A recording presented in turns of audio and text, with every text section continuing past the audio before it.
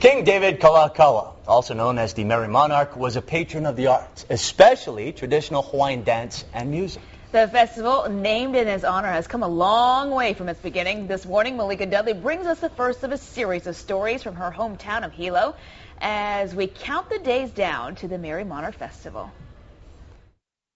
This space is used for so many things. People play tennis here. I graduated on those bleachers back there. But when the Merrie Monarch Festival is here, it truly comes alive. The Merrie Monarch Festival is just a few years shy of its golden anniversary. 47 years of culture, crafts, music, and dance. It's brought about a renaissance of Hawaiian culture, but it wasn't started with such a lofty goal in mind. In 1963, the chairman of the County of Hawaii, that was a forerunner of the mayor, was Helene Hale, and she wanted something to boost our economy. Her director of programs at the time was none other than the legendary Uncle George Naope. It was his idea to honor King Kalakaua with a festival. The year was 1964. We had a grog shop. We had a big coronation pageant. Uncle loved pageantry. Kalakaua-style beards will highlight festival. Was that one of the big draws back then? When they first started it. But it wasn't long before the festival was in trouble. Luana Kavelu knows that firsthand. After the 5th year, nobody wanted to be chairman. And so the festival was going to fold. So my mom volunteered. Dot Thompson, or Auntie Dot as most call her, met with Uncle George and several prominent hula masters. And they convinced my mom to do a contest. She wanted to do things to replicate what King Kalakaua brought back. The traditions, hula, and culture, the arts. This is what brought you into the festival.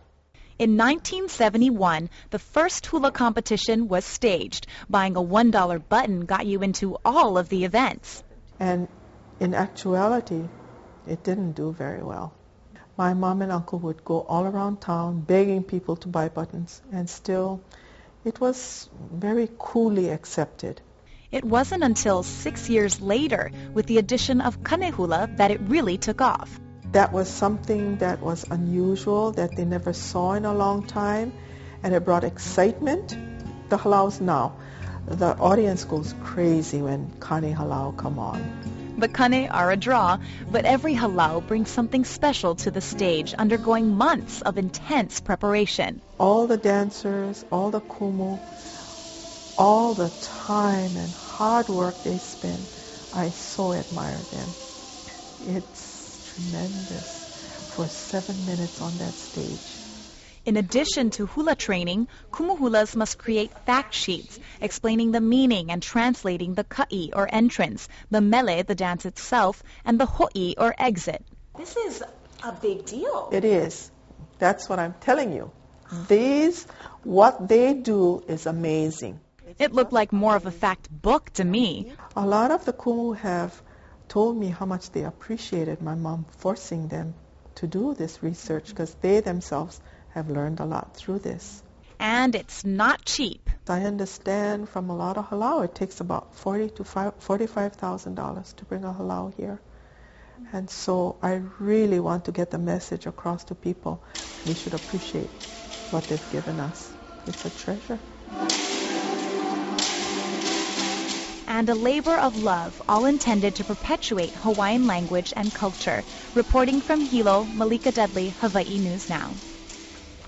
Ooh, that's getting me excited. Yeah. Well, just a reminder, the start of the Merrie Monarch Festival, just about 6 days, or just a little more than a week away. And Hawaii Now is really proud to be your home to this year's festival. We're going to have live coverage of the 3-night event. It begins April 8th on K5. And leading up to the festival, Sunrise will be live all week in Hilo. Woo! The road show is 1 week from today on KGMB, KHNL, and K5. We'll be right back to wrap up the show right after this.